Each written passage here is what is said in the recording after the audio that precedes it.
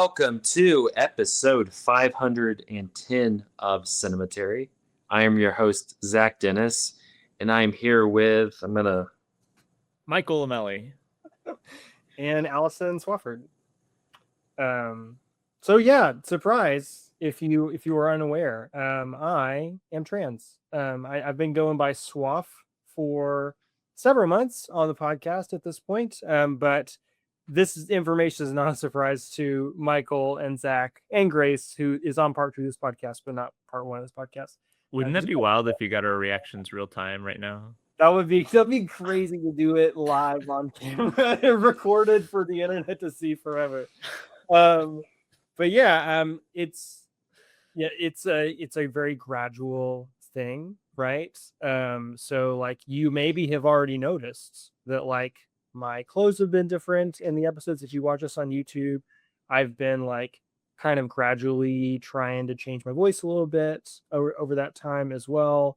But like HRT works really, really slowly. And voice training is also a very, very slow process in my experience. I'm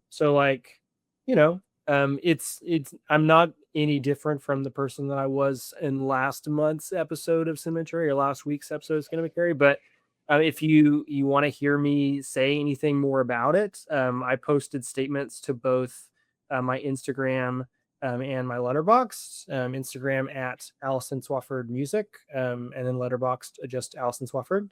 I wrote a little review, not really a review, but I reviewed a movie on Letterboxd called Coming Out, the movie where Godzilla's child comes out to him as trans. It's an amazing little stop motion movie. But I wrote a little essay on there about like specifically the ways in which movies have intersected with gender things for me. So I wrote about things like Coraline, Joan of Arc, Sailor Moon R, and also I Saw a TV Glow. And I want to say in particular on this podcast that I am grateful for our best of 2024 episode where TV Glow ended up being the number 1 movie, both because like we got it right that year, and also like I went back and re-listened to that podcast in like kind of a key weekend of me kind of reckoning with my own gender identity, and just felt really, really nice to hear all of the like kind of loving and wise words about gender and the kind of the experience that movie is catching from my fellow Cemetery buds. It kind of felt like I was being accepted by them in advance, re-listening to that. Also, I posted a list on Letterboxd called Trans Cinema, to me, which is like either movies with trans representation that I think are cool and that like make me happy when I watch them, and also movies that are like just having to do with like gender envy stuff. And one of those movies is Lady Bird, which we're talking about in this episode. I probably won't talk about like the ins and outs of transitioning a whole lot on this podcast, because like this podcast is not really about my personal life, but gender comes up in conversations about movies all the time, so I'm sure it will be relevant at points. I've talked to you guys about it plenty, so we don't necessarily have to keep talking about it. But if you guys have any questions for me or things you want to say, now is the moment. Well, we're extremely excited to have you on Cinematary, Allison. Thank you. I'm excited to be here. Mm-hmm. Like you mentioned, we're going to be talking about Lady Bird from 2017 and part 2 as we continue our Patreon pick series. This Patreon pick comes from Michael's wife, Rebecca, because we've decided to just start infiltrating people we know and taking money from them for Patreon. It's a incredible scheme that we have to make money. The podcast is now a family embezzlement pyramid scheme. Yeah. Right. Yeah, you get 2 people decided for the Patreon, and you get to go to a new level. You get to go to TIFF this year. If you're related to any of us by blood or marriage, consider this you look out. You have an obligation, you have a moral obligation to donate to the Patreon. I have a family trip coming up next month. I'm gonna have like a pyramid scheme You're presentation. gonna have like a trifold little brochure. Yeah, yeah. About why to support Cinematary on Patreon. But let's go ahead and jump into movies that we saw this week for part one. Grace will be joining us later. She's going to be hopping in the car for a little while and talking about Lady Bird with us in part two. But I feel like we have to kind of the car. jumping out of the car. Yeah, that's true. But I feel like we have to talk about the movie of the moment right now, and that is the latest Steven Spielberg film, Disclosure Day. Which came out, which opened in theaters a couple weeks ago. Has done good business too. I think it's like it's doing pretty solid. And number one. It's been Yeah. number one. Yeah. Yeah, it's been doing pretty solid so far. But Disclosure Day, I guess I could pull it up. I don't know. I'm trying to think of like the best way to like give it a plot line, because I could introduce it if you don't know how to introduce it. I'll give it a log line, and then I'll let you fill in the blanks. A cybersecurity expert becomes a whistleblower to reveal secrets about aliens, putting him on the run from a corporation while a meteorologist experiences strange phenomena and joins forces with him to prove there's life beyond our knowledge. Honestly, it's pretty solid summary. Yeah, it stars Josh O'Connor, who really is getting all over the place, which I like to see. I'm a big Josh O'Connor fan. Emily Blunt is the other lead in this movie. You also have Coleman Domingo, Colin Firth, who I saw somebody say that this is the first sci-fi movie that Colin Firth's ever done, which I don't necessarily believe, but also is would be kind of interesting. He kind of strikes me as like a masterpiece theater kind of like realm, you know. I also heard someone say it's the first movie where he plays a villain, and that sounds crazy. Yeah, which he has a very we can maybe talk about it. He's kind of interesting in this movie. But yeah, I don't know who wants to kick off on Disclosure Day. Michael, I feel like you're the more esteemed Spielberg auteurist. I think you should. I mean, maybe. So this movie is, I feel like, gotten a mixed reception. Almost everybody in real life that I've talked to about this movie has not liked this movie. I like this movie. It is a very silly, strange movie.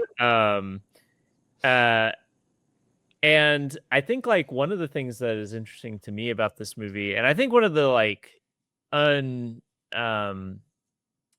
uncut positives, you know, like there's a lot of things that I think are good about this movie that I'm kind of like, I gotta hedge a little bit. But like the thing that I think is actually really interesting about this movie is that it is kind of like The Fabelmans, and that it's like Spielberg kind of being reflexive about his own career. I mean, it is very openly like Redux Close Encounters of the Third Kind, for example. Like it is like movie really with E.T., Close Encounters, and Disclosure Day. Yeah, it's like, what if Close Encounters aliens had like E.T. powers of like making people cry, you know, is kind of like that's kind of like the premise. But also I think there's also an element of like a Minority Report, because they're being chased by like government spooks. Well, not government spooks, kind of NGO spooks.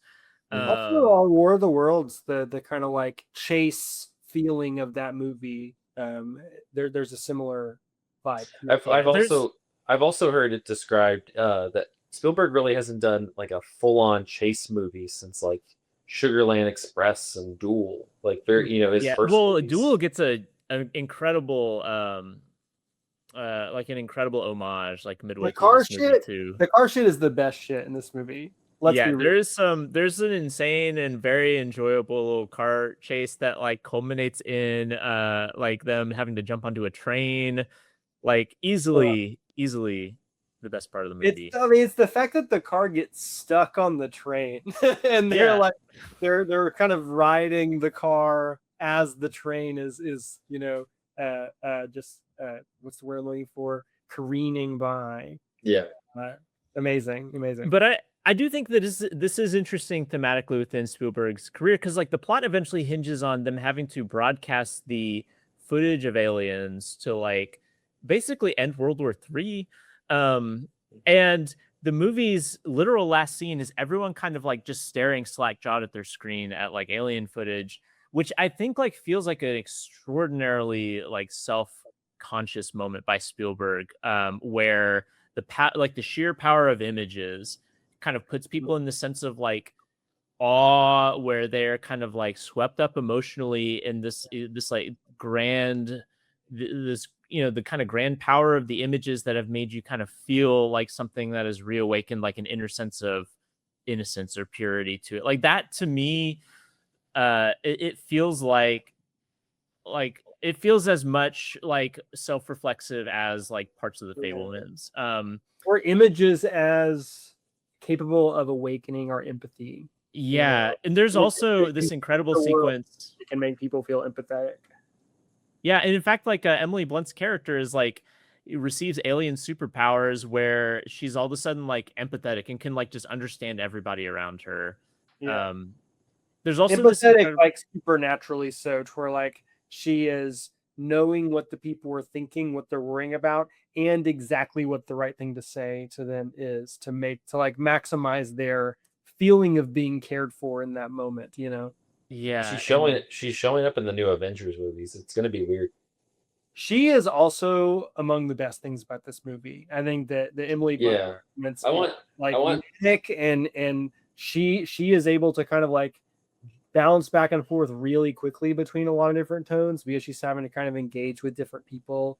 I want to hear the. Sorry to keep interrupting you, Michael, but I do want to put a pin in like what Emily Blunt is doing in this movie. Yeah. Oh yeah. I mean, she's really good, and like her boyfriend Wyatt Russell in this movie. Like, there's large parts of this movie where her character is functionally like like she's in a comedy. Like, but then it will like her driving around to Gwen Stefani's "The Sweet Escape" is very funny. Yeah. Or like the scene where she has to destroy her phone and he keeps missing the phone with the car. Amazing. Yeah, anyway, yeah, she is very good in this movie and like does a really good job with the tricky role because her character is so ludicrous. Like the concept of her character is like basically like she's a meteorologist who's not happy being in the Kansas City market. She wants to be in a larger market on like television news.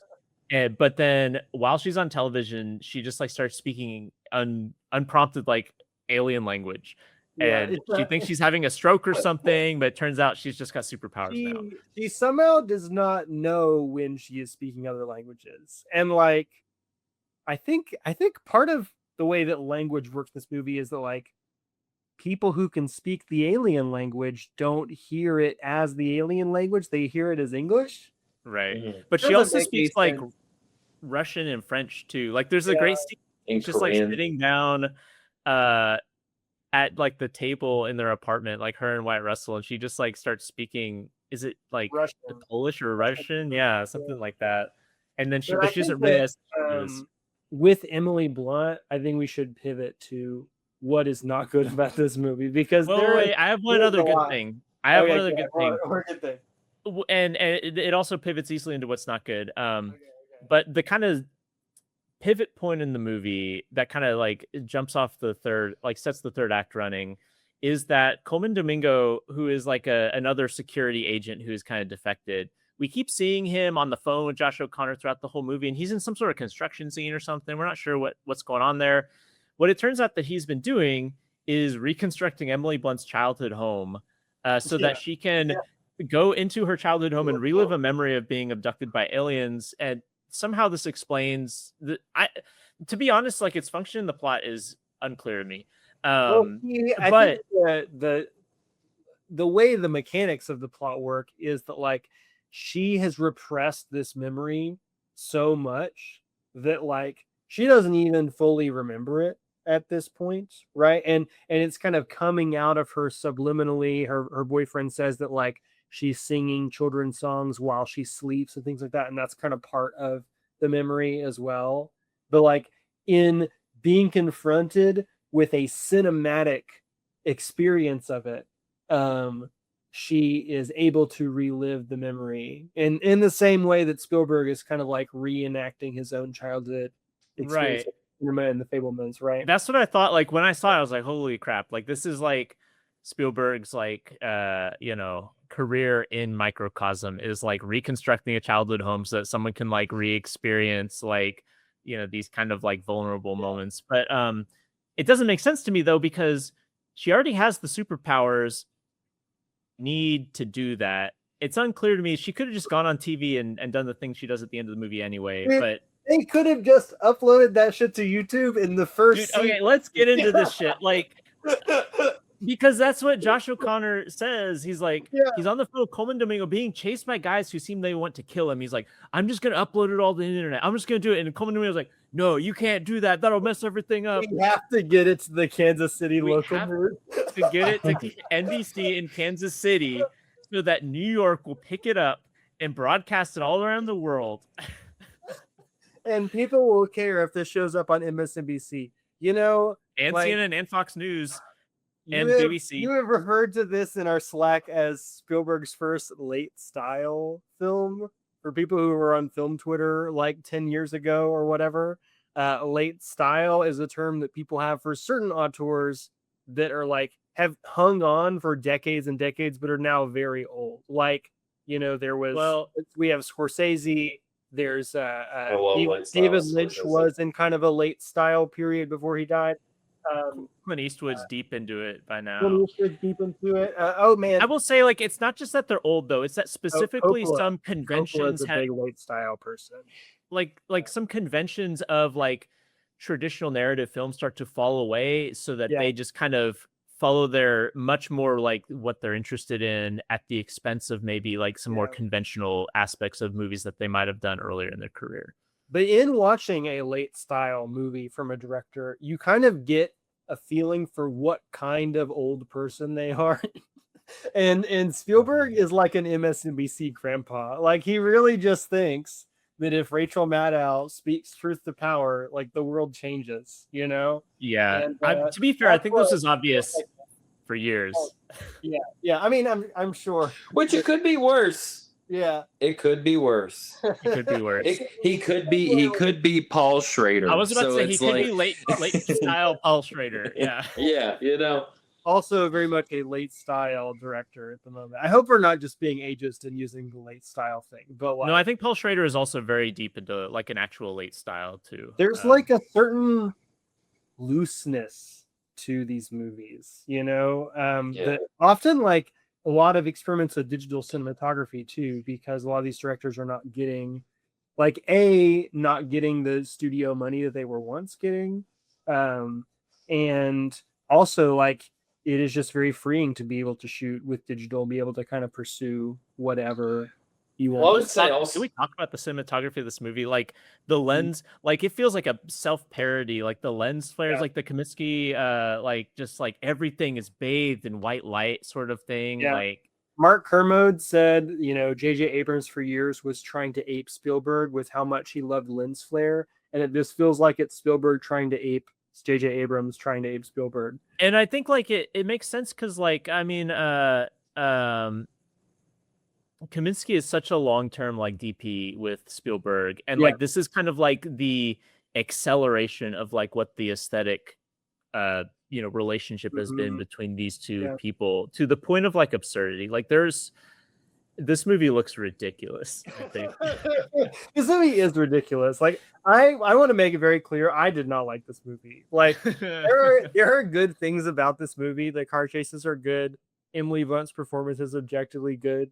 But like, I don't think this works at all, man. Like, it just has a howlingly bad screenplay too. Like the screenplay is awful. One of the things I hate most of all that like we have not talked about yet at all is the Colin Firth posse of black vans. That's the antagonist of the movie. That like Josh O'Connor just keeps being chased from country house to country house by sinister Colin Firth with his beard and his army of black vans. I think that Colin Firth is doing like almost nothing interesting in this movie. Like sure, he's playing against type, but like that character is so goddamn boring. Like this movie, he doesn't even really man, this character has like a major character shift on a dime at the On a dime. It does not make any sense at all. Because this character is just like a black void of nothingness, you know. Like I don't know what's going on in this character's head even a little bit. Yeah, I do love like that. Like his entire life's purpose seems to be to crush this whistleblower, but the instant he sees a vision of his dead wife, he's like gone. Like he's like, okay, Yeah. go ahead. There was some Letterboxd review that was just like, oh, he got out of the next location, get him. Oh, he got out of the location, get him. Does anybody have a chair? Yeah, he also there's this very strange device that I think kind of works at times, but also doesn't work at times, which is that like they have this alien technology that allows them to do all sorts of magical things, such as turn fire trucks invisible for some reason, but also one of the key ways to do a lot, too much. One of the key ways that it is used is that it allows Colin Firth to basically like jump into the mind of somebody and appear as if he's actually there, so that he can like interrogate them and like manipulate them. And so like a lot of times, like what Colin Firth is doing is he's just like sitting in a chair, like grasping this alien technology. Like, really like physically taxing to do. Yeah. And they're like, don't go in too deep, you know, you'll go in too deep, don't squeeze it too hard. It's like superheroes like throwing light beams at each other, but he's just like clenching his fist really, really hard. But it's really fun. It's really fun because every time he like gets out of it, they check on him. He goes, "Get that fuck off! He got the fucking." Yeah, he never seems to actually be that. He always seems like he's like about to like pass out or something, but then he's always able to like jump right back up. From my perspective, I'll say I hear all of this. I don't disagree. My man Spielberg's 80 years old. David Koepp's like 65 years old and really has not made many good movies. You should recall he wrote the Da Vinci Code movies too. He also wrote Black Bag though, which was very good last year. He wrote Black Bag. You know, Jurassic Park. He's a strange man. Man of contrast. He's a man of contrast. I'm kind of in on Disclosure Day. It doesn't make a ton of sense. I kind of was vibing with it though. I kind of gave up on the plot. It was just like I'm here for like the low verbs, the low verberations of just like because like we were talking about late period. For me, late period is more like an auteur who has been working for so long that it's like they get to this point where they start to like reflect in on the stuff that they've been making and like their output into the world. And that shit's so interesting to me. Like that's why I've been obsessed with late period Scorsese. Like like I would like give me the Irish. Really good. Give me the Irishman and Killers of the Flower Moon over Goodfellas and all of that stuff any day of the week. Like it's so good. And like and that kind of like sliver, I want to watch it again. I think that I'll like link into Disclosure Day more on a second viewing. But I was kind of in on it. I don't know. Maybe I'm an apologist to Spielberg because I don't disagree with anything that you're bringing up, Allison. But at the same time, I had a hell of a time. It was fun. If it weren't for those things, I think this would be a bad movie. But I think that like this is not a movie that is just being thrown out into the vacuum, right? This is a movie that is so self-consciously like positioned as like a Spielberg like capital S movie that like I think that ultimately this will kind of like AI, although I don't think it is nearly as good a movie as AI, but kind of like AI become interesting as its position within photography becomes a bit more apparent. You know, like I don't know how many more movies he's going to make, but I do think Disclosure Day will start to become like an interesting object of study as like we see the shape of like what the end game of his career is. And I think that makes it like really interesting and valuable in the same way that AI is kind of like a pivot point. So I feel like The Fabelmans is like so much that and is like a billion times better of a movie than this. You will not hear me disagree with you there, but no. But this is also like a different type, like Fabelmans. he's done so many different types of movies. It's like he's reflecting back on all the different kinds of movies. Yeah, it's like Fableman's covered the divorce part of ET, but this movie covers like the part of ET where he's got like the glowing finger and they can fly the bike. Yeah. So true. So true. It's wacky though. It's quite wacky. Really wacky. Goddamn though, I love when Colin Firth though is just like, we gotta stop it, and then they're like, we're not gonna stop. He goes, all right. He sits down. He goes, all right. Some of the turns in these scenes are so funny. Like, there's this one part. So Josh O'Connor has a girlfriend who used to be a nun and is still like pretty Catholic. And he like shows her the footage or some of the footage of it. And a lot of it is like alien like corpses or aliens being tortured and things like that. It's like really like kind of messed up stuff that like that's why he wanted to whistleblow is like Chelsea Manning style stuff, you know. It's like alien card counter. It's like, you know, this is what we did in war. Right. But like so you see all that and her immediate first question or first thought is, well, you can't release this because then people won't believe in God anymore. I was like, that's your response to it? And she has the most ludicrous like things like, well, if people start to view aliens as the new God and that will cause religion to collapse and like I don't know, there is like the only thing keeping our civilization afloat right now. My one thing on this movie is that it waited way too long to put Josh O'Connor and Emily Blunt together. I was so out on their partners. Like Wyatt Russell is good. I'm here for Wyatt Russell, but yeah, the and it is such a central part of this girl's character is like the faith part. And it's so clear to me that like this person has never talked to a person. Like, I don't know if David Kemp or Steven Spielberg has ever in their life talked to a person of faith, because this is not the first quite like theological crisis that would arise from this thing. Like there's a robust like tradition of like people like speculating about what the theological implications of life on other planets are. And like what if the aliens became our new gods is like not even in the top 10 of those like questions. The resolution to like the religious thematics, exploring religious thematics in this movie is just calling up a nun and asking what's the and then nun just puts the book of Genesis like one of the most famous parts of the Bible. She's just like, yeah, remember how God created the earth? Well, he could have created other earths too. And she's like, oh yeah, thank God. He could have been busy. Humans are his greatest creation on earth. Yeah. Like, wow, you really, thanks for clearing that up for us, Steve. Yeah. Well, Disclosure Day, it's in theaters now. Go see it. I recommend going to see it just to be part of the discourse. I want to hear more people. I want to laugh with more people about some parts of this movie. Another good Letterboxd review I saw was it's like a little dialogue between Steven Spielberg and some like hypothetical Hollywood executive, and they're like, well, Steve, you know, you've made us so much money, you can do whatever you want. What do you want to do? And Steve was like, I would like to make The Happening. The Happening, The Happening. Which I do think this movie kind of has some sort of like simpatico nature with, in terms of like just the kind of strange. Don't like, sell me anymore. Like, unhuman. Yeah. God, I love The Happening.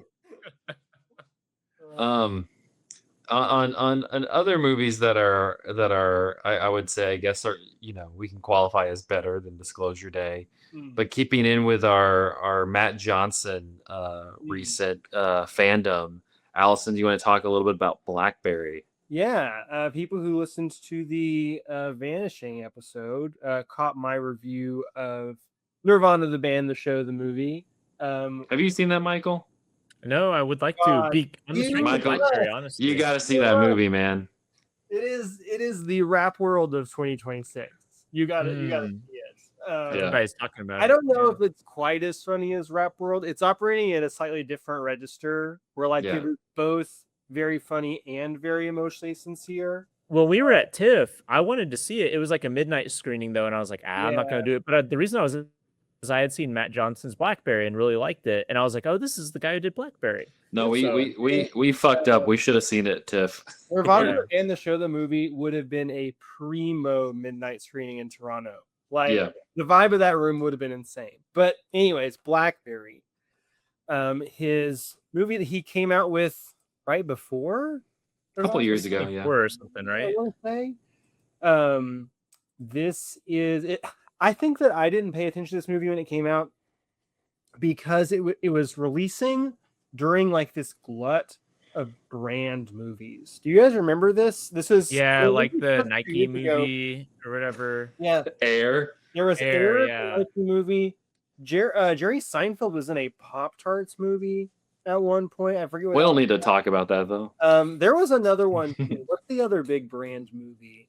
It was like in this whole like I do remember that wave. Anyways, this is Barbie. Well, yeah, I guess Barbie was in this time. Yeah. But I think that Blackberry kind of like stands a league above all of that stuff. Because it has contempt for its products. Yeah. This is a brand movie that, like, if the brand was still around, they would not allow them to release this movie.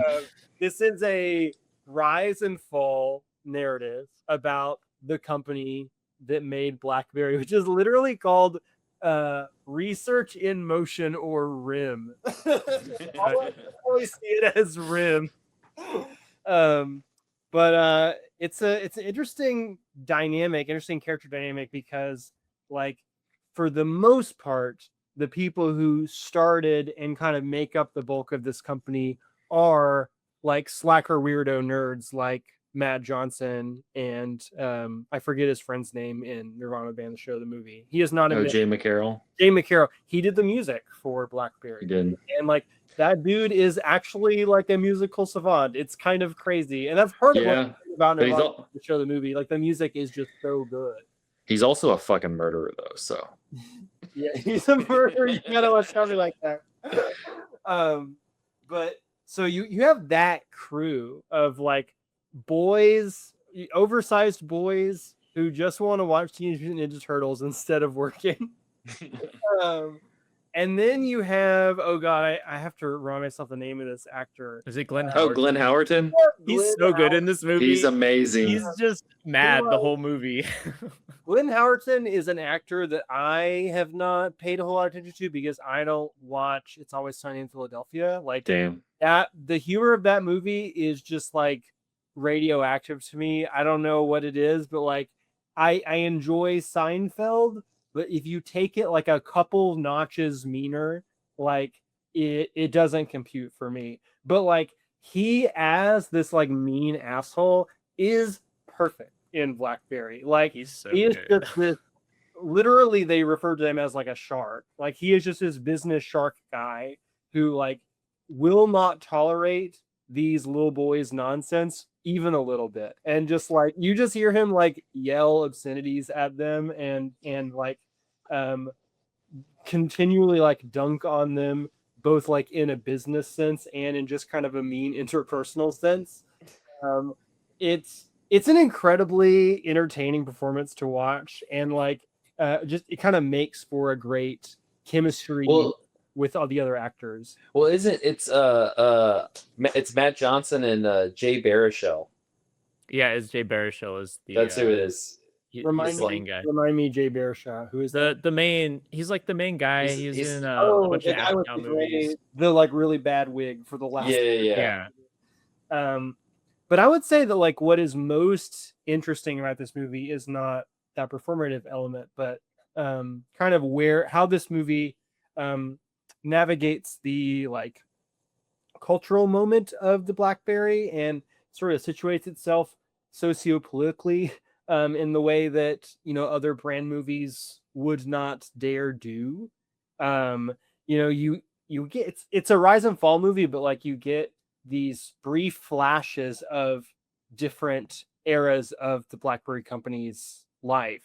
Like you don't see every single struggle that they're dealing with at every moment get resolved. You're just kind of like dropping in and dropping out of these various years.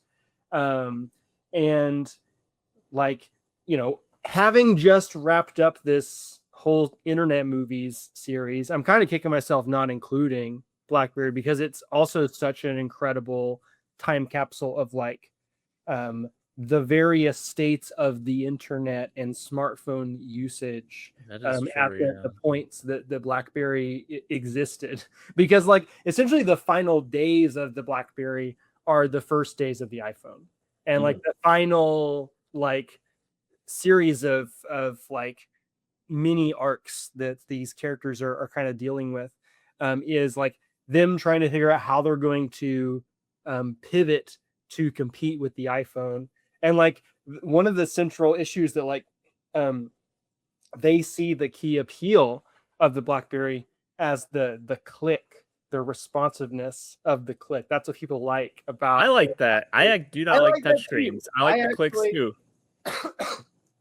I briefly had a BlackBerry when I was in high school because my dad worked for a business that was like one of these businesses that were just like getting BlackBerries during this era where BlackBerries were really popping off. And I got one of his hand-me-downs after he got like a nicer one. And man, the tactility of those things is so much better in retrospect to how it feels to use a smartphone, which like, you know, they design them to be like so addictive that you can't stop touching them. But like, it is such a less satisfying feeling and experience. It's more of a feeling of like being constantly dissatisfied, like scrolling and bouncing from one thing to the next. Whereas like I feel like there's such a more decisive, like I'm turning it on, I am clicking and typing my thing, I am turning it off kind of thing with the BlackBerry. It's like the fact that you're not like quite as chemically addicted to using the thing is part of what its appeal is in retrospect. But this movie also captures the fact that like people were getting addicted to the BlackBerry and when the BlackBerry was new. Like there's a character played by one of the Mad Men actors, I forget his name, who says that like they in the corporate world called it like the crackberry, I think, because like people couldn't stop using it in meetings, like constantly looking down. And like there are characters who make reference to the fact that like it was at one point weird to like be looking down and texting while you're at a restaurant with friends or coworkers or whatever, right? And now like that is just such part of the fabric of social life that like it doesn't even feel like that much of a rude thing anymore to like dip into your phone because we're just like on them constantly, right? And this movie is like capturing the motivations of tech companies in an interesting way. One of the kind of central bookending things of this movie is that like the guy who's actually sort of the brainchild, the brain trust behind the BlackBerry, part of his initial instinct to make it was like he wanted to make like a really, really high quality product, right? And he gives his pitch at the beginning of the movie where like he goes back and forth with Glenn Howerton, and Glenn Howerton says like, have you ever heard the phrase perfect is the enemy of the good? And his response is, well, good enough is the enemy of humanity. And like that's part so of true. the arc of the movie is like the company steering towards good enough because like you have to once you're in kind of like a cutthroat business competitive environment, right? And like he ends up dissatisfied with the final the BlackBerry Storm, I think the last one they put out, because like it's a piece of shit, like it buzzes every time you hold it to your ear, and like it is like enshittification, right? You're seeing like the seeds of enshittification and like corporate colonization of like all of our lives. Well, scene, is it the last scene of the movie? I'm pretty sure it is amazing where he's like sitting in the room with all the boxes of it's Raiders of Blackberries. the Lost Ark. Yeah. And it's like a 30-second fix to like get rid of the buzz, which is what's so frustrating about it is like had they just like been just a little bit more careful, like they wouldn't have had this like foundational problem. And so he's like opening up all these boxes and trying to like fix every one of them. Everyone, yeah.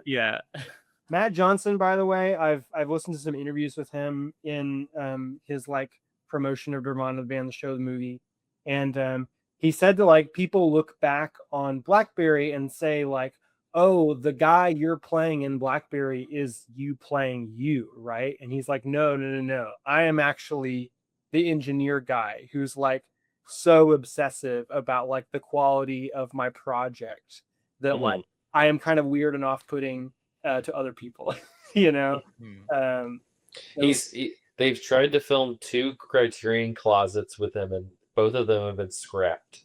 wow, That's the lore about Matt Johnson that I enjoy. oh my god, I hope he didn't have to would wait love to 6 do that hours at some point. to do that. That might have been why. Yeah. Zach, have you seen Blackberry?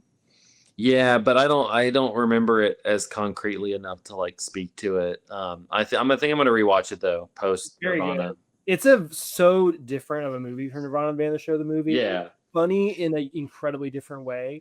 but I wanna go through a lot of Matt Johnson stuff because his Bourdain movie's coming soon. I want to see Operation Avalanche, which is something to do with like a documentary crew and NASA not faking the moon landing. I don't know exactly how that works, but Cool. it seems like a Nathan Fielder project to me. And I cannot emphasize for the second straight week cannot emphasize enough that people should go see Nirvana the show, the band, the show, the movie. Michael O'Malley should definitely go see that. I have been wanting to see it, like I said, since TIFF, but it's somehow I've never. It's on right now. It's on the Letterboxd rental store. It's like $5. Like so worth $5. It's very much worth $5. Yeah. Yeah. Like yeah. Go do it right now. Yeah. I don't have a long review on this, but I want to join the chorus for Backrooms. I caught that this weekend. Also very pro Backrooms, pointing people to Allison's review. On Cinematary, love Renat. She's so good. She's really good in it. Yeah. I'm excited for a rewatch of that. I think it gets a little bit better on the rewatch, but definitely like in my tops, my top picks right now for the year so far. It is currently my number 2, probably with Nirvana the band, the show, the movie, and number 3. But those could swap. I don't know. Yeah, it's up there. But yeah, I really enjoyed that. It's still I went and saw it on Sunday, and it had at 4:40, and it still had a pretty solid crowd. Yeah. So I mean, I think it's still in theaters. They're filling the seats. Yeah, hopefully people go check it out. And get off of Obsession a little bit. Yeah. Zach has still not seen Obsession, but he is. I'm gonna see it. I'll just wait till streaming if I can watch it. Then. I haven't seen it either, and I'm not super excited to. So maybe I will also. There's so much more stuff that I'd rather go see than that. Right now. So Cheap Detectives. I still haven't seen Cheap Detectives. I saw it's going to be on Amazon. It's on Amazon Prime Video on June 26th or something. I'm like, oh, I'm excited. I'm going to watch it. That's a great streaming movie. Yeah. Yeah, it is like a good streaming movie. All right. Well, we're gonna go find Grace and get her added for part 2. But we're gonna take a quick break. And then we will be talking about 2017's Lady Bird after this. Mm-hmm. And we are back with part 2 of episode 510 of Cinematary. In this part, we will be continuing our Patreon pick series for the summer with, I didn't even write down 2017's Lady Bird? 2017? Is that right? It is 2017, yep. 2017's Lady Bird. There's also a 1927 film called The Lady Bird. Wait, hold on. Who's Was it in that one? Is it that one? I'll report back after I do the disambiguous page on Wikipedia. Is that like Marlena Dietrich and Greta Gerwig? It is Betty Compson. Oh. My favorite. Old Betty. All right, Lady Bird 2017. It took Greta Gerwig years to complete the script for this movie, which originally topped 350 pages and carried the working title Mothers and Daughters. While heavily labeled as semi-autobiographical, Gerwig maintains the narrative is fictionalized, noting she was never nearly as bold or performative as Lady Bird in her own youth. To cultivate an intensely intimate and focused environment on set, Gerwig held weeks of comprehensive rehearsals and strictly banned smartphones. She wanted the cast and crew fully present in the creative space. Didn't want them to be tracked by the government and That's right. the brain. That as well. That as I well. want to be participating in capitalism. That's right. Yeah. Did you use the barter system on set? Yeah, she was using the barter system. She hasn't lied in 2 years. Gerwig and cinematographer Sam Levy explicitly aimed for the film to look and feel, quote, like a memory. Instead of relying on digital filters and post-production, they achieved a warm, slightly tactile, and grainy aesthetic by experimenting heavily with distinct lighting setups and low-contrast digital configurations to replicate old photo albums. Gerwig met Saoirse Ronan at the Toronto International Film Festival in 2015. Sitting flat on a hotel room floor, they read the script aloud together. Gerwig later revealed she knew Ronan was the definitive lead by page 2, admiring how Ronan brought a sharp, fierce conviction to the character rather than typical teenage moodiness. But she didn't write it for Ronan. She did not. Okay. The film serves as a brilliant time capsule, capturing future Hollywood heavyweights right before their massive industry breakouts, as Gerwig cast both Timothée Chalamet as the pretentious pseudo-intellectual Kyle and Lucas Hedges as the theater-loving Danny. Gerwig famously offered Hedges his choice of any male role in the script, and he deliberately chose Danny for the emotional vulnerability it demanded. I can't imagine him as Phil Chalamet character at all. No. Ronan opted to dye her hair bright red for the role, but her most impactful aesthetic choice was leaving her natural skin texture completely uncovered.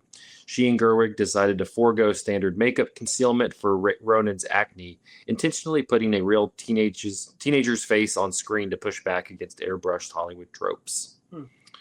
Pulling heavily from the theater community, Gerwig cast legendary Chicago stage icons Laurie Metcalf and Tracy Letts as Lady Bird's parents. She specifically sought out veterans capable of executing dense, rapid-fire dialogue with the innate rhythm of a live play while keeping the emotional stakes entirely grounded in domestic realism. To submerge the young cast in the distinct cultural landscape of 2002 Sacramento, Gerwig designed tailored research packets. For Timothée Chalamet, he had to read Howard Zinn's A People's History of the United States and essays analyzing the early psychological dangers of a networked digital world to fuel Kyle's anti-establishment persona. What's the syllabus, Greta? I want to know. I want to know the essays. For Lucas Hedges, he immersed himself in Stephen Sondheim cast recordings, specifically Merrily We Roll Along, to capture Danny's musical theater passions. And for Saoirse Ronan, she devoured the localized essays of Joan Didion in classic 1980s John Hughes coming-of-age films. Joan Didion was seen as the North Star for this movie. The movie directly opens with an iconic quote from the legendary essayist, quote, "Anybody who talks about California hedonism has never spent a Christmas in Sacramento." Gerwig treats Didion's observations as a spiritual guide, capturing the unglamorous, flat topography and distinct beauty of the Central Valley. Gerwig aimed to deliberately invert high school movie tropes. Unlike genre staples like Pretty in Pink or Clueless, the romantic interests are completely decentralized from the emotional climax. The actual central love stories are twofold: the rocky bond between mother and daughter, and the evolving relationship between a girl and her hometown. And I would also add the friendship between her and her best friend, Ian Feldstein. She mentioned that in the bonus features we watched together. That was like the second romance of the movie. Yeah. The film's slice of life pacing and sharp, abrupt, and poetic editing style are deeply indebted to directors like Francois Truffaut, prioritizing emotional truth and character vignettes over a highly engineered, plot-heavy Hollywood structure. So Lady Bird was a Patreon pick of Michael's wife Rebecca, who after many asks completely rejected to come on this podcast to talk about it. She is currently making the cake for our daughter's birthday, which is tomorrow. So, you know, I guess doing motherly things and a thematic tie-in to this movie. At least she has an adorable reason. Yeah. But I'm curious to hear what made Lady Bird her pick for her Patreon. Well, she has loved Lady Bird for a very long time. She's a big Greta Gerwig fan. I do not remember if I showed her Frances Ha first or if we went and saw Lady Bird in a theater together first. But at some point, like both of those movies became very important to her, but particularly Lady Bird. I know that Rebecca sees a lot of resonance with like the mother-daughter elements, and then the daughter like hometown and the kind of like provincial, like, I mean, Sacramento is much bigger than even Knoxville, I believe, but it's small in the context of, you know, big city life. And Rebecca grew up in Jackson, Tennessee, which is like a quite small little town in Tennessee. And I think Rebecca sees kind of a lot of like, feels a lot of like camaraderie with Lady Bird, I think, with her kind of growth with her mother and with her hometown in the movie.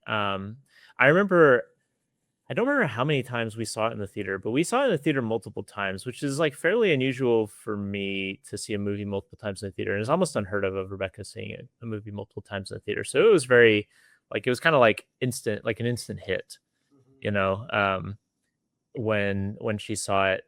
And she has since, you know, the Greta Gerwig Little Women has since become also like another fave. And those are both in kind of heavy rotation on like Rebecca's Gotta Do Chores, and she'll put on a movie in the background, you know, and both of those movies like kind of figure prominently into that habit. He's also a huge Little Women person. So like coming out right after Lady Bird was probably just like a forever fave director, like she was primed, although she liked Barbie, but I think Barbie is like a distant third in Greta's filmography. I was thinking about it while watching this, you know, like it has nothing to do nothing against Barbie, and I know her next movie is this Narnia adaptation for Netflix.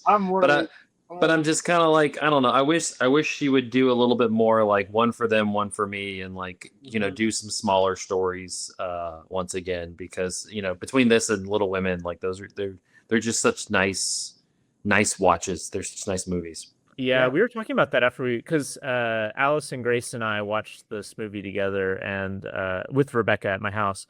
And we were kind of talking about that after the movie, which was like, well, it sure would be nice for Greta Gerwig to make a movie on this scale again. Right. And I hope she's interested in that.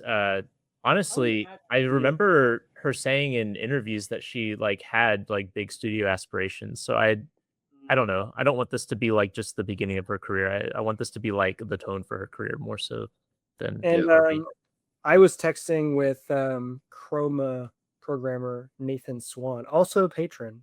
Thank you, Nathan Swan. And he referred to Lady Bird as the last mumblecore movie. And I know that Lady Bird came from that, or Greta Gerwig came from that world. Yeah. Like, it spent so much time making those kinds of movies that I feel like there's no way she never makes one again. Yeah. I mean, I really hope so. Because, you know, I don't know. I would have to think more about where mumblecore was at that point to agree with that or not. Lady Bird feels far too written to be mumblecore to me. It's twee. It's very twee. Yeah, I agree. Mumblecore. I think it's like it's that twee. It's that indie sleaze. It's American Apparel. It's Noah Baumbach. It's Wes Anderson when he had Owen Wilson writing with him. It feels like they working with Baumbach for her. Right. I mean, like, because they were, you know, Marriage Story, but that's what I, you know, would equate this with. So I'm curious what he means by mumblecore, because it's also very well articulated. Laurie Metcalf is very blunt, so sharp, and one that I feel so strongly about. So what do you mean by that? Elaborate. Well, I agree we'll ask him. I agree with Michael's point that Mumblecore is much less written. Like there are like distinct line, like having Tracy Letts and Laurie Metcalf kind of negates in the Mumblecore because there's like lines and like special deliveries. While Mumblecore, those movies are much more like laid back and relaxed and kind of go with the flow. And this is nothing but lines, really. Yeah. It is just lines all the way through. Like we've quoted it 3 or 4 times in the 10 minutes that we've been introing this podcast because and just stick with you. I do think that, like, to Grace's point, I guess, like, it does feel like kind of like the last of a kind of lineage of that, like, 2000s, like, Sundancey kind of American indie, you know? Like, it kind of has that sort of, it's simpatico with that kind of, like, version of American independent film, which I think is, like, they're still making movies that are like that, but I think, like, fairly...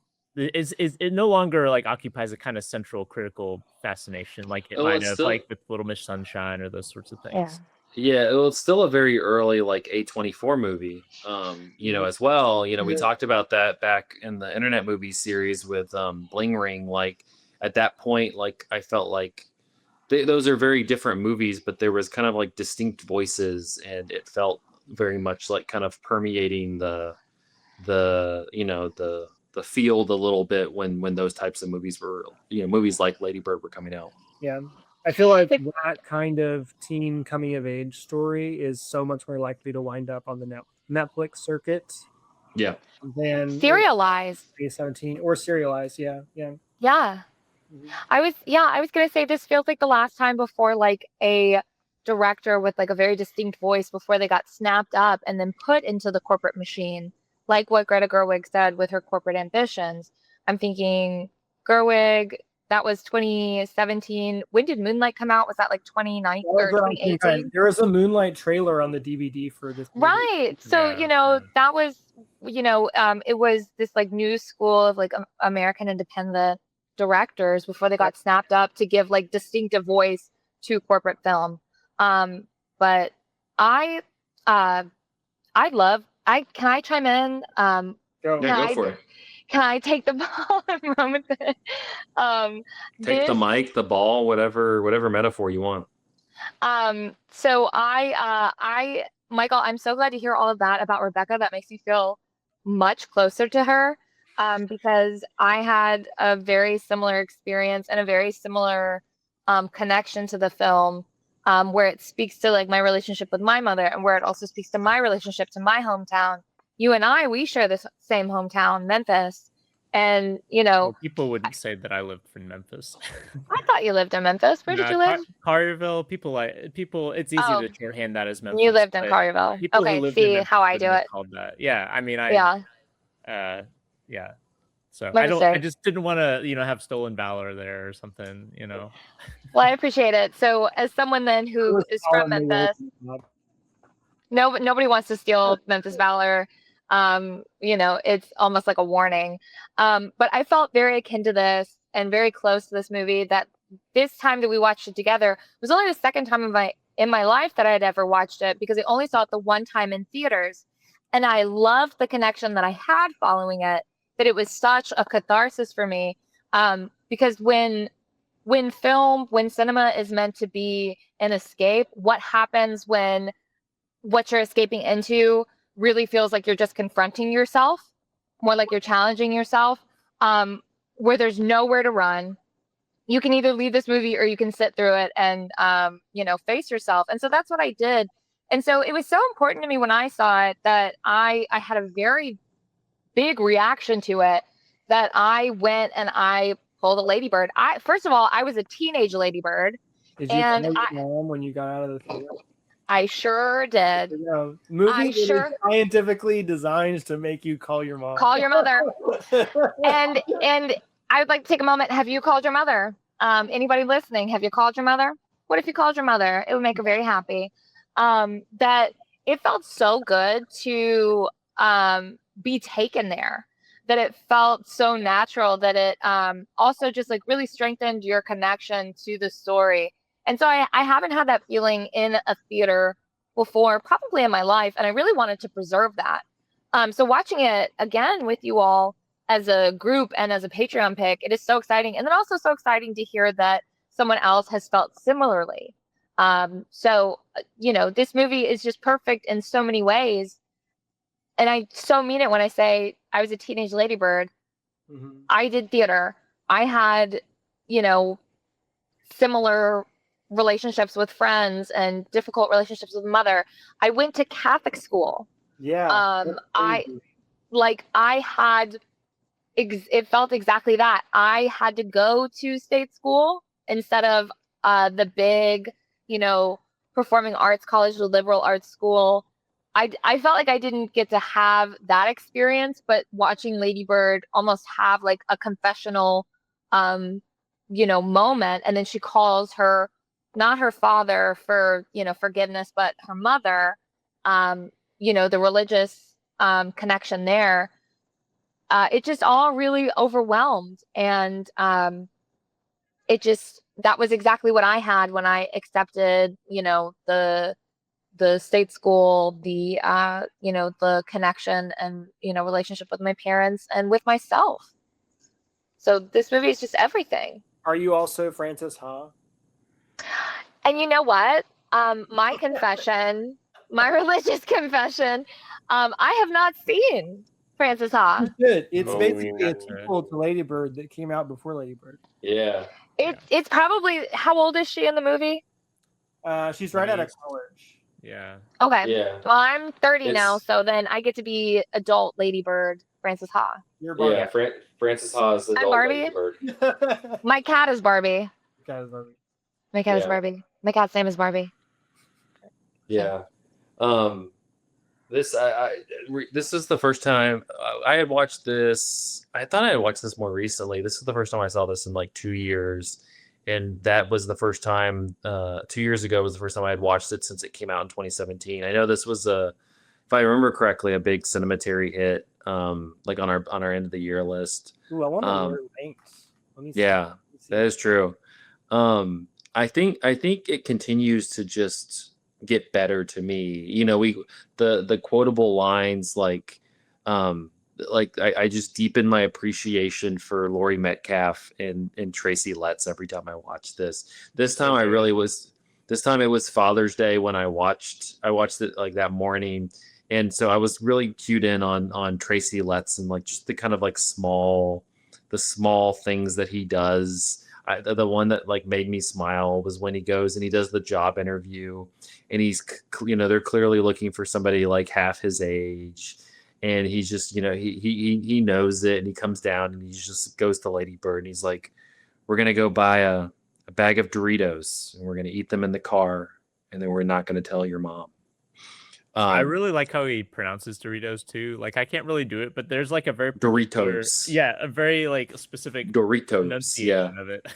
I love just like I love the small ways that he kind of it goes against it may go against the mom, but like it's just the kind of small ways that he like roots for her and like and tries to give her the little pushes that she needs. So Lady Bird was number 3 on Nice. Best of 2017 list. If you're curious, number 2 was The Shape of Water. Definitely not as good as Lady Bird. And number 1 was Good Time, which is debatably as good as Lady Bird. But I think Lady Bird is the best of those 3. I would say Lady Bird's the best of those 3 now. I'd agree.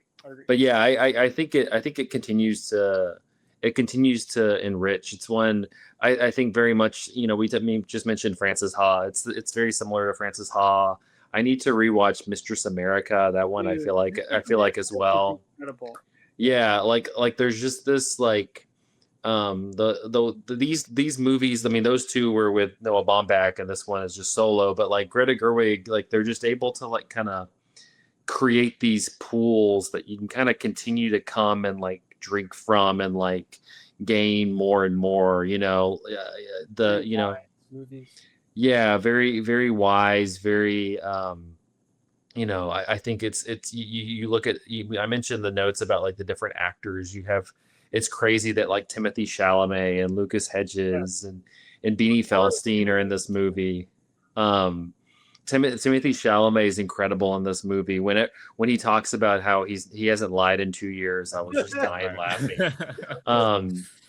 Like just so like perfectly, like that's the Marty Mauser I would wanted to explore more as Kyle. Also, you know, Kyle, I don't know. That's such a great. I don't know why. Such a great name for that character. My Oh former my God. middle name. Yeah. Well, I feel like it says it feels perfectly in tune for somebody who's at the coffee shop reading Howard Zinn, and talking about how he's incorporating the barter system more. He rolls his own cigarettes because he doesn't want to be involved in like the industrial capacity of the United States or something.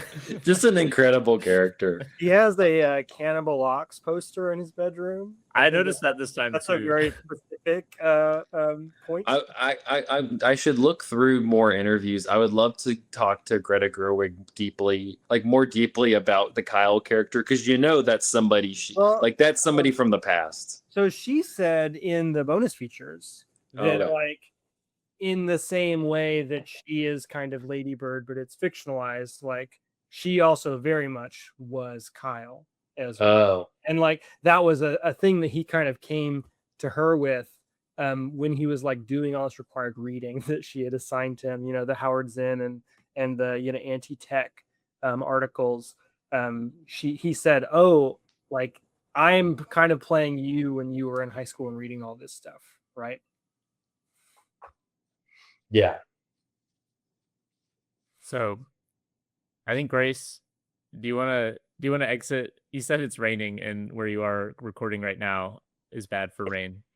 It's raining. I'm in my car. I don't want to be stuck in my car. I'll make sure that this car is moving and break my arm as I go. Please do. I am so sorry, but everything that I said is exactly how I feel, and that this is such a foundational film. So I feel like you guys, all of you listening, and then especially you three and Rebecca, I feel much closer and much more honest about, just my identity, cinematically speaking. There is so much truth in this and so much beauty in this. And so what a lovely, lovely movie. What a fabulous Patreon pick. I will.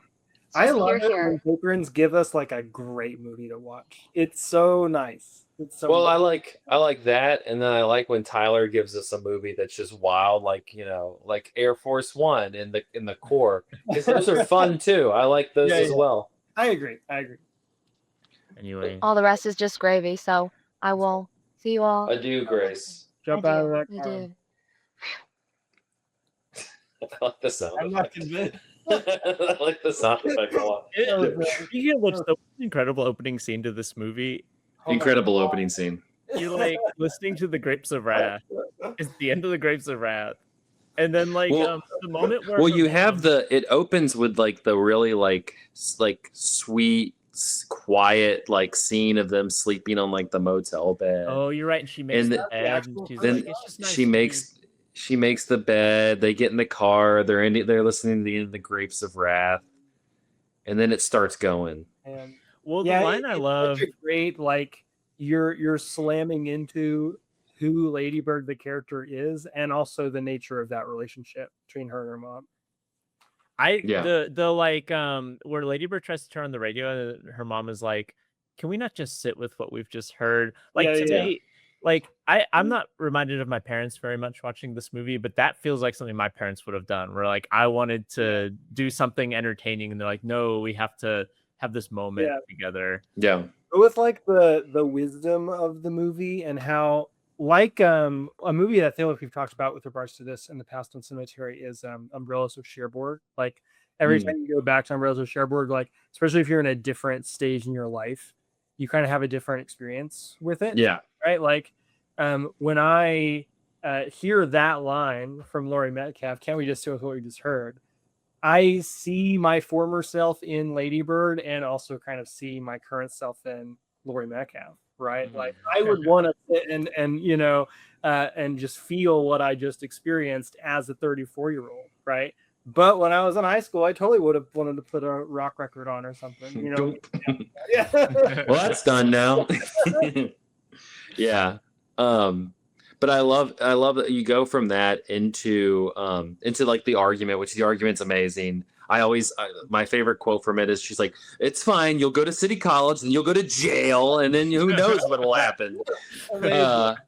But then I love it goes like the way that she cuts from Lady Bird jumping out of the car to Laurie Metcalf screaming to then you hit the like John Bryan like beat note, and it just jumps right into like school, and it's immediately like a montage of them going to mass and stuff. It's fantastic. We have to talk about the editing of this movie because I feel like this is the primary force of this movie is like in the edit, right? Yeah. And because like particularly because it doesn't follow a conventional narrative structure in terms of like is not about like one conflict in Lady Bird's life unless you want to say like it's about their evolving relationship with the mother, but like it is basically like a year of time. Like she's just like a chunk of Lady Bird's life, you know, fall semester, spring semester, her senior year. And the movie kind of has the rhythm of not a like a coming of age movie. It has the rhythm of a year, right? Like you have all these montages of holidays and like the Christmas scene, amazing. And partially amazing because it's like a minute and a half long, right? Like these scenes can be whatever length. Yeah. Kind of going back to the French New Wave, Francis Truffaut thing. Yeah. But like that, what I feel like hits the most for this movie when I watch it is like this kind of like sweeping motion that it is like kind of jumping through time. That the Christmas scene also has my favorite line in the entire movie when Laurie Metcalf goes, "It just makes me laugh," it reminds me of my mom. Like that would be something that she would just laugh at. It's something so stupid, but she's just like, "It just makes me laugh." Also, an excellent gif. Laurie Metcalf, it just makes me laugh. Dog. Yeah. You mentioned the editing. Another aspect that I wanted to talk about, because I've been such a large fan of his for a long time, and I feel like he's deeply, deeply, deeply underrated as a composer, is John Bryan. Absolutely. Great score. Incredible score in this one.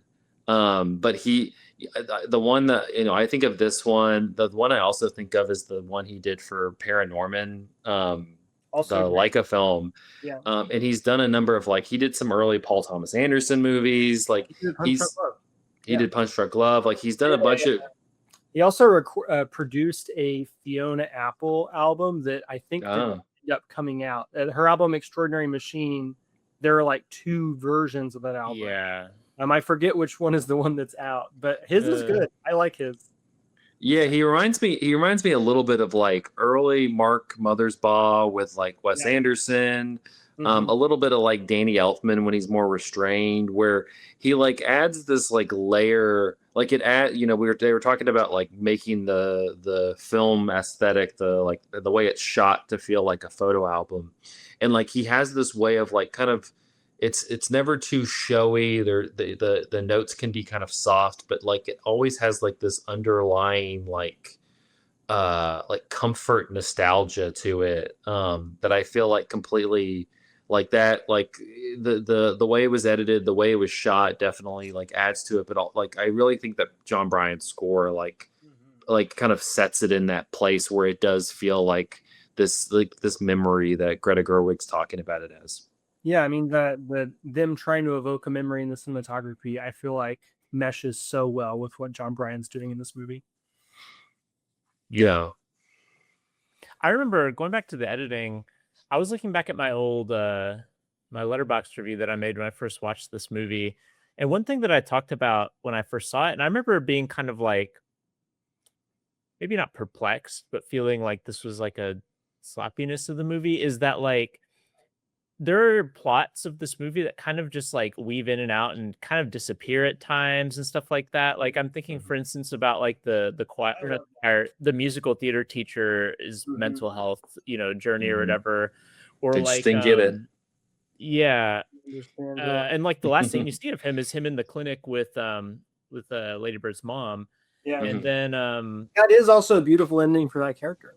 well, Yeah. so that's what I was about to say is like at the time I viewed this as kind of a shortcoming of the movie. Another thing I think I mentioned is like Julie's like crush on her math teacher, which like just abruptly ends when she sees him with his wife and she transfers out of the section. And like that should resolve, I feel like. Yeah. Well, what I you didn't want it to end up like Beanie Feldstein's next movie, Booksmart. Yeah, no. Oh God.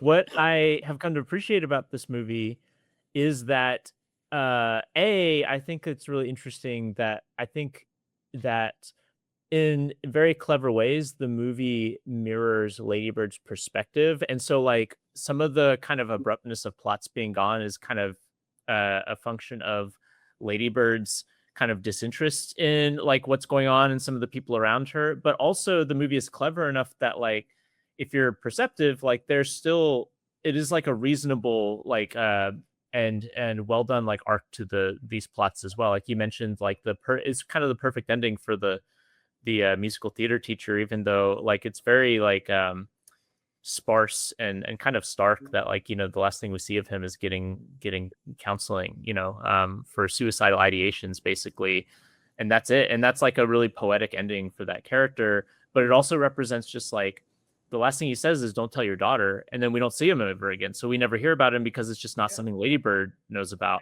You know, Lady Bird has no interest and seems to not even understand that Julie is crushing on the math teacher, and so Julie just switches out of the section, and that's kind of it, like because Lady Bird's not interested in it, you know. But also we as viewers can kind of understand like the subtext or the kind of narrative economy of that, and it works really well, not just as a limited perspective, but also as like ways that develop these characters where we can see that the perspective of Lady Bird is limited. I don't know. I think it's really clever. I like that character leaving the film allows space for the football coach. Yeah. I was actually just thinking today, one thing I would love to have added to like a special feature or something is I want to see what that version of the Tempest looks like. I know we get Lucas Hedges like doing the monologue or the soliloquy at the end, but like he talks about singing and he's that version of the Tempest. He's like, and then you're going. And they're all like furiously scribbling down in like their notepads, like what to do. He's like, the way I see it, a play is a play. Speaking of lines, going back to that, like the whole Tempest arc has maybe my favorite line of the movie because like I just quote it all the time. Beanie Feldstein saying, "It's the titular role."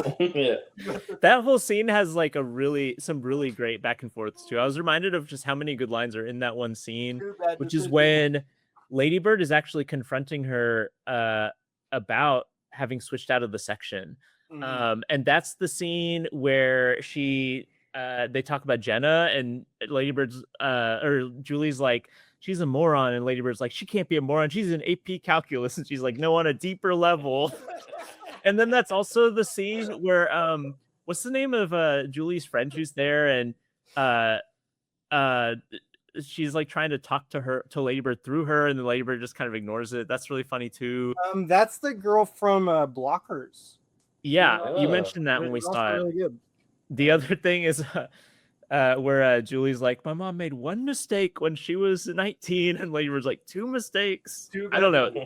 Just like that scene is just like crackling with just amazing lines. Lady Bird, the school assembly about abortions. Lady Bird just in that entire sequence is fantastic. Like, if your mom had gotten an abortion, we wouldn't have to be fitting through this. Just incredible. And then it cuts to like Laurie Metcalf going, suspended. Well, and then that's like the movie is such a amazing like tightrope of tone too, because like she goes from that, which is like very like a really hilarious edit, and like the scene is really funny, and then it like hairpins into like, you know, the mom like yelling at Lady Bird about like basically like their like socioeconomic fragility and like kind of being resentful of the cost of raising her and things like that. And it ends You up make your father drop you off a block down. What is that? How do you think that makes him feel? And he's like sitting there playing solitaire. He's like, you didn't have to bring that up. Yeah. I think this movie is really kind of unflinching when it comes to depicting the realities of like how a family's economics intersects with the college work career ambitions or just life ambitions of a young person. Me and Michael see a lot of like kids being the age where they're making those decisions, and like family income is absolutely part of the calculus there. Yeah. And like, unfortunately, it's 2002. 4 years from now, when Lady Bird graduates, it's like 2006 or 2007. There's a never forget 9/11 poster in the classroom in the first. Well, I was just about to say that the socioeconomic precarity is probably only going to get worse by the time she's out of college, based on the time period. But yeah, like that's another thing too, is like the time period is not overstated, but it is like suffusing the film with like what it was to be like. Another great line is after she has sex with Kyle, and then she finds out that he's not actually a virgin, and like that's when the I haven't lied in 2 years sort of thing. Yeah. And then she gets mad and he's like, do you have any idea how many civilians like America? And she's like, few things can be sad, not everything is war. We're watching like CNN or MSNBC before the sex. After too, right? Isn't it? Probably. Like, I feel like it's both. I feel like it was silent in the room afterwards, but they definitely were watching it before, and it was just like Iraq War. Man, can you imagine? Like, I lost my virginity to like the Blitz on Baghdad. Like,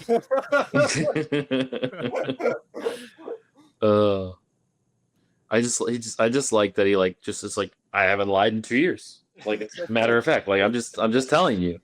He is such a sublime, like, awful boyfriend. Like, I think to this day, it's probably my favorite Timothée Chalamet role. Maybe not because like Timothy is like doing some like bravura, like acting or whatever, but it's just such an incredible like synergy of like the energy that Timothée Chalamet brings, just kind of innately as an actor, and the role he has. Like, it is amazing. I'm here to tell you that people who think that the Safdies understand Timothée Chalamet the most are incredibly wrong. But that between the two movies, it's Greta Gerwig. She gets Timothée Chalamet. Well, and I think if you pair it with Laurie in Little Women, I think that is like also that kind of like foppish, like theatrical kid, like that plus Kyle is just Timothée Chalamet. The way that she got him to utilize chairs in Little Women is incredible. Yeah, I do think like just amazing. Like Greta Gerwig must be really good with actors. Like it's the only thing I can attribute to it, because like every single person, like down to just bit parts, is just like immaculately like articulated as a performance. We're talking about like just like small characters. I mean, you just think about the it's one that I clued in on early, but it's always nice to see it play out, as her relationship with Danny, where you can clearly see that he's just kind of putting on what does he say? They're like lying there, and she's like, you can touch my boobs. He's like, I respect you too much. I just respect you too much to do that. But then I mean, one of the most heartwarming scenes in the entire movie is just when he comes to her at the coffee shop and they embrace in the back, the way that she accepts him before he has to come out to his parents and stuff. Yeah. And even like smaller roles than that, like Jenna in this movie, like the way that actress like plays her is perfect. Like a line I think about all the time is when through like a kind of misunderstanding, she realizes that Lady Bird has been lying about where she lives, and she in fact lives in the kind of small, like humble home that she lives in. And Jenna like is looking around, she's like, I don't even understand a little bit why you would have lied about this. It just is like such an amazing like articulation in that line. Yeah. Can we still be friends? I mean, like, you're seeing Kyle, so I guess we'll see each other around. Yeah. And it's such a sympathetic portrayal, despite the fact that she is also playing kind of a stereotypical mean girl in a lot of ways. But like, Greta Gerwig just kind of imbues humanity into all of her characters. Such like a generous writer of characters and like director of actors.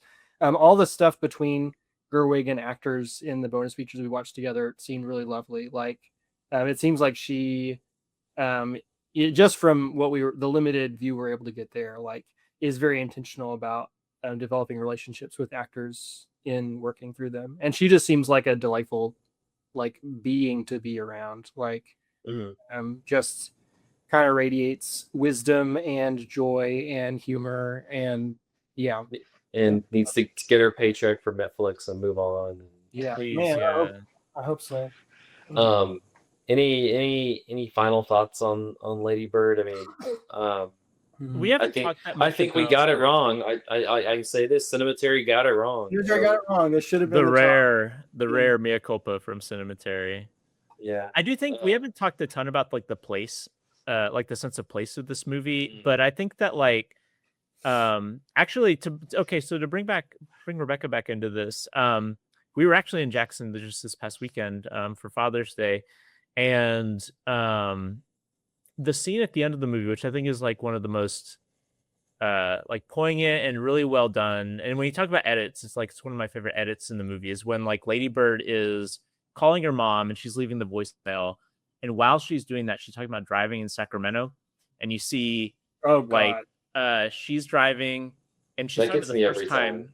The editing was crazy in this sequence. And then, well, the edit that's amazing is like it edits to her mom doing the same thing. And like, I don't know, very powerful edit. And Rebecca was telling me, because she went and visited a friend while we were there, and I was at her parents' house with the kids. And Rebecca, on the way back to her parents' house, decided to kind of take like a drive by where she used to live. And, you know, she was just talking about how that scene at the end, like, really hits home that kind of sense of driving in a place that you're familiar with, and like you have you have a past with, and like where place has meaning. And I think, like, you know, that Joan Didion quote at the beginning and like a lot of Lady Bird stuff kind of seems to indicate at first that, like, you know, Sacramento is kind of like a nowheresville or whatever, but there is like you know, the nun at the end talks to Lady Bird about like how, like, isn't love and attention the same thing? And like the movie, it doesn't like hit you over the head with it, but like, you know, there is a very, you know, there's a very keen eye toward like local detail. And I think that like that kind of builds to that sequence at the end of the movie where you like you see her driving, and it's through the act of, like, you know, revisiting the drive that like those details retroactively gain meaning, because like I don't think that it's not very meaningful to see like just a like kind of like a 1 second shot of like a restaurant or something. But like revisiting the movie, like watching that and kind of noticing all these just kind of establishing shots and stuff, like it kind of became clear to me like how intentional it is to build this sense of place, so that last moment of the movie, because it's like in the last 30 seconds of the movie or something like that, so that it really hits. It does not like make the city look any prettier than it is, right? Like it doesn't feel like a product of like the tourism department of the city, which sometimes is the case when people try to like capture a city. But it is cinematically captured so well and so beautifully that like I get the feeling from Sacramento here that I get from Columbus in Columbus, right? It's not like you're not marveling at the architecture in the same way you are with Columbus, but like you do I don't know, get a very like loving view of it. I like that scene in when it cuts to her driving, that always makes me tear up a little bit. That to me, that's something that it reminds me of stuff like when I revisit places that I have like deep memories in. It can be when I was home in Chattanooga a few weeks back, or even just like driving through Knoxville, or when I go visit friends in Savannah. Like I think like nostalgically, I'm not a very I'm not a nostalgic person in terms of like let's go and like recreate this like let's like recreate this moment to like make ourselves feel like it was back, and that like kind of try to re-engage that time period.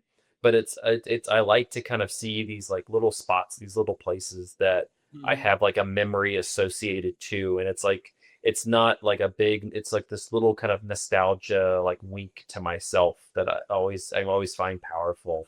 It reminds me of one of my favorite scenes in all of movies, which is the very end of Before Sunrise, when it's becoming daylight again in Vienna, and like you're going to the different spots that they had like different sequences at. God, that's incredible. It's just kind of like these like bottled moments that like you would never go back there and like try to recreate it. It's just kind of like this, it's this like kind of like wink to yourself of like, that moment happened and that was meaningful to me.